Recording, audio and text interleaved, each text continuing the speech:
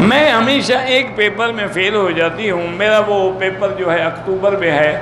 آپ 7 دفعہ علم نشرح کا سورت پڑھ کے دم کر کے سینے پہ پڑھا کریں، پھر امتحان والے دن بھی پہلے دم کر کے پھر امتحان دیں.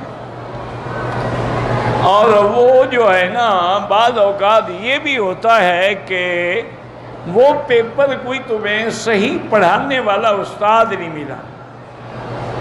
میرے اپنے بیٹے کا مسئلہ ہے. ایک پتہ نہیں، اب مجھے یاد نہیں ہے وہ کون سا پیپر تھا،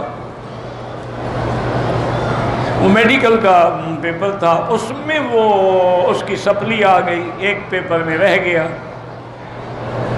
تو اب اس نے مجھے کہا کہ وہ میرا پوتا ہے، یعنی بیٹا تو نہیں، دادا، کہ میں اس پیپر میں رہ گیا ہوں اور مشکل یہ ہے کہ ایک تو یہ پیپر بڑا مشکل ہے، اور دوسرا یہ ہے کہ ہمیں جو پڑھانے والے استاد تھے وہ صحیح انداز میں ہمیں پڑھا بھی نہیں سکے. ہمارے دماغ میں یہ اترا ہی نہیں تو ہم امتحان کیسے دیتے. سارے لڑکے فیل ہوئے.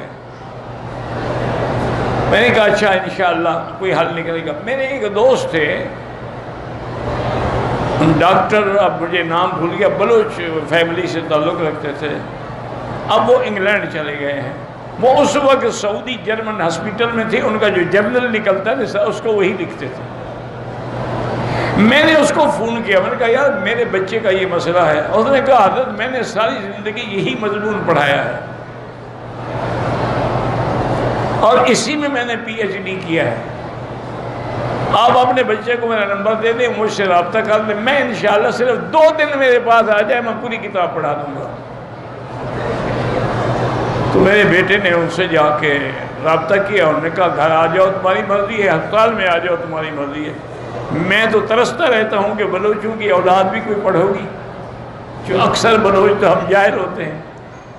تو اگر ایک آدمی ڈاکٹری پڑھ رہا ہے میرا فرض بھی بنتا ہے. ویسے تو مجھے مولانا کا حکم ہے.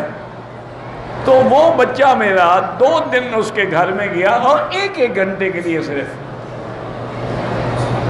اس نے 2 دن میں اس کو ماشاءاللہ اتنا تیار کیا. اس نے کہا کہ آپ جائیں، اس پرچے میں تو آپ زندگی بھر فیل نہیں ہوں گے، باقی پرچے جانے تم جانا. انہوں نے کہا تمہارے استادوں کو آتا جاتا تو ہے کچھ نہیں. انہوں نے 2 4 کر کے قاعدے سمجھا دیا. انہوں نے کہا اب تم خود اس کے ماہر ہو گئے. وہ اس نے پرچہ دیا تو 100% اس کے نمبر ہے. میں نے کہا کہتا ہے دادا وہ تو صرف استاد نہیں، وہ تو پتہ نہیں معلوم ہوتا ہے کہ آئنسٹائن وہ خود تھا پڑھانے والا، وہ تو اتنا ماہر ہے اس مضمون میں. تو اس لیے میری بیٹی آپ اس لیے بھی فیل ہوتی ہوں گی کہ کوئی آپ کو پڑھانے والا نہیں ملا. کوئی اچھا آدمی ڈھونڈو. لیکن مرد ہو تو پردے میں پڑھنا، اعتبار نہ کرنا، خاص طور پہ مولویوں پہ اعتبار نہ کرنا. اس کی وجہ ہے کہ مولوی بھوکے ہوتے ہیں نا، گناہ گار ادھر ادھر منہ مار لیتے ہیں. مولوی کی تو ملتا کوئی نہیں.